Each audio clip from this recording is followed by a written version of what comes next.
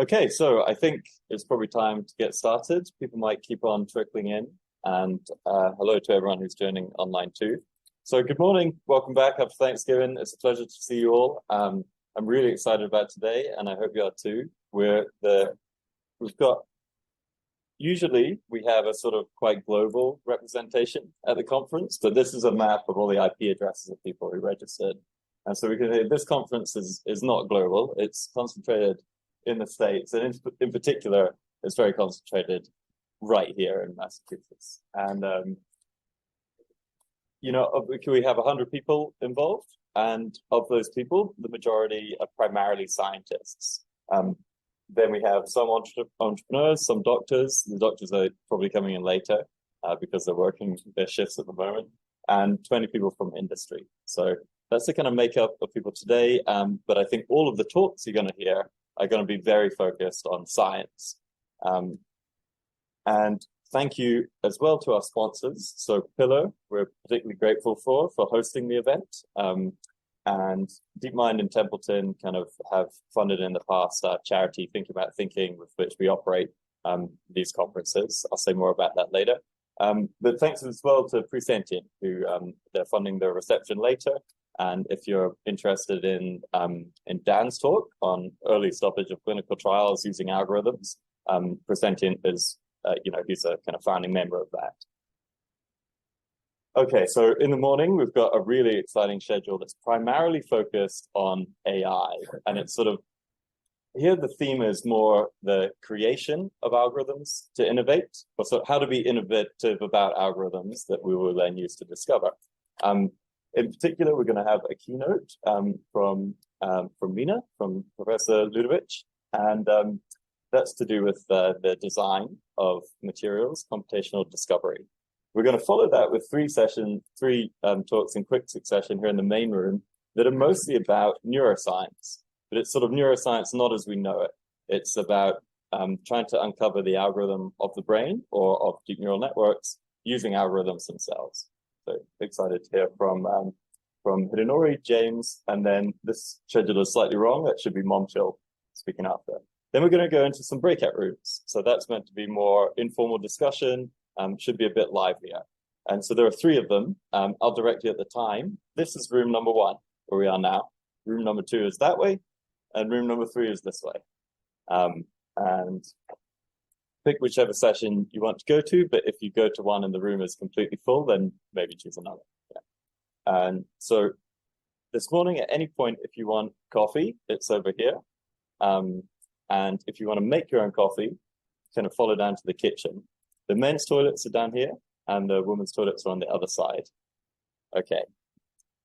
After, we're going to then break, have lunch. Lunch will be served in the kitchen area, and we can eat it in the bar. After lunch, we're going to be introduced by Professor Dan Nicolau, who's the Vice President of Thinking About Thinking, and will give us then some details about how to, revolutionize the state of clinical trials using algorithms. We're going to move on to a second keynote. Now, that is a virtual keynote, but Professor George Church is going to talk about synthetic biology. Very excited to hear him. After that, we're going to follow the breakout room structure, and these breakout rooms are to do with sort of the application of discovery algorithms in various fields, in pedagogy, in teaching, in the clinical pipeline. Laura's going to lead that session. And also Jeremy's going to talk about this sort of the application side, his experience at Mosaic. We're going to finish with 2 brilliant talks, really looking forward to them, on synthetic biology by Shahar. And then Mayank is going to tell us about a kind of radically different approach, which is the simulation of a human using modern machine learning techniques. Finally, we're going to have some closing remarks by Professor Robert Gloshko, and then we'll go to a reception in the bar area for as long as we want. So that's the schedule today. I think I kind of owe everyone an explanation. So I came up with this title, right? Algorithmic Innovation and Entrepreneurship. And then I was sort of forced to try and really define what I meant by those things and why they should co-locate. And so here, I think algorithmic innovation could be thought of as just the use of algorithms to generate ideas. Algorithmic entrepreneurship is the use of those ideas to kind of found businesses or projects. And we can see that the common theme amongst them is that on one hand, we're using algorithms to generate ideas, and the other hand, we're using those ideas in practice. And I think the kind of like the central definition has come to the question about what is an idea. And today I think we're gonna hear about three approaches to kind of to generating like a more concrete form of what an idea is. One is in science, the other is in engineering, and the other is in what I've loosely called business, but could include medicine. And we're in the States, so I think business and medicine often co-locate a bit more than where I'm from. So what are ideas in these fields, right? So I think in science, we think about generating like phenomena, identifying phenomena of interest, possibly using algorithms, and identifying theories about this phenomena. In engineering, the subject matter is perhaps the easiest. Ideas are materials and objects. And in business, maybe a plan. An idea is a plan, or an idea is a product. These are what the whole day's talks are going to be about, how to generate these things algorithmically, how to design the algorithms to do that. And we're going to hear, we've really got a very rich range of speakers talking and giving examples of these processes and these different kinds of idea. So because I'm a scientist, I'm going to talk about algorithmic science very briefly now, which is something that I'm working on in my postdoc at Harvard with Sam Gershman and at MIT with Josh Tenenbaum. The idea of generating a theory or generating a phenomena autonomously given a set of data. So in this field has also been kind of called various other names. And so AI for science is another term people use. But the central idea is, how can we use our knowledge about computation to enhance our process of scientific discovery, learn more about the process itself in that other language. I think, okay, we're using algorithms to make these discoveries, but I think the interesting scientific part is we have to design them. So given a data set or given a problem or a setting, the very interesting part of being an algorithmic scientist is in the design of an algorithm, which it might be used to generate a theory or identify a phenomenon. And these are like unprecedented times. We're hearing about discoveries primarily driven by algorithms that would have been crazy to conceive of even 10 years ago. So the idea of using machine learning to control the flow of plasma in nuclear fusion reactors. We're hearing about, solutions to 50-year-old grand problems in biology, like protein folding. And so physics, biology, and so in chemistry too, and in many other fields, we're starting to hear news and see results of the same process of algorithmic innovation, really driving some forms of science.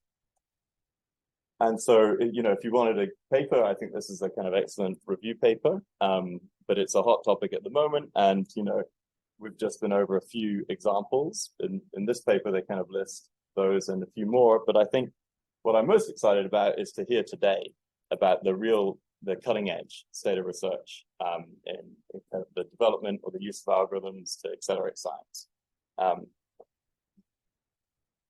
But because I'm doing the kind of opening talk, I think I want to open with more of a challenge. And that's these discoveries are amazing. These teams and products are amazing. But I would perhaps challenge that they're generating incremental innovations. So we're in a time of incredible incremental innovation. What about radical innovation? As a scientist, this is the thing that attracts me the most. And I'm going to challenge by saying that I don't think anything we're seeing at the moment is generating radical innovations or new fields. And how to justify that? To justify that, I kind of think about what Sam Gershman calls the easy and hard problems of science itself. And so there's a sense in which the easy problem, the one that I'm saying modern algorithms are sort of being applied to, it's something that might look very familiar to students of biology, let's say, or to students of machine learning. And that's something like, taking the primary sequence of a protein and using that to predict its final structure. So that's, it sounds like a very hard problem, and indeed it is. The easy problem is hard. But if we go about the typical formulation of going about this problem is to think about taking the input data. Here we're going to say a protein sequence on the right. So this is the primary sequence of amino acids. Applying some algorithm to use that input data to generate an output. So applying maybe some kind of folding algorithm to generate a 3D protein structure. Training that algorithm on the real data. So we have the ground truth, we have primary sequences for proteins, we have tertiary 3D structures. And so we can compare the predictions of the algorithm to what actually exists. We can introduce some kind of error function, quantified in some way. And we can set up this as this whole challenge as an optimization problem. So we can, given the parameters of the model that we propose, we can try to optimize those parameters such that it's producing as close as it can get to the real world data situation.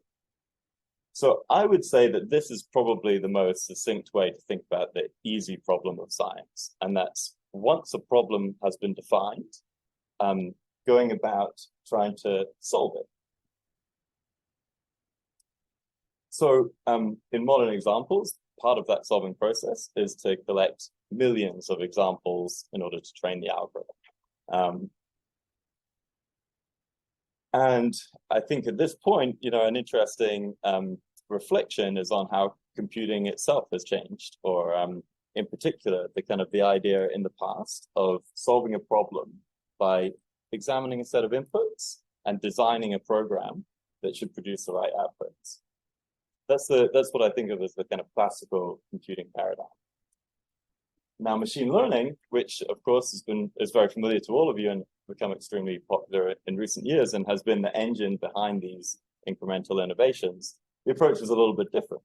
By providing an input and output, our goal now as programmers or learners is to infer the program that should take those inputs and generate the output.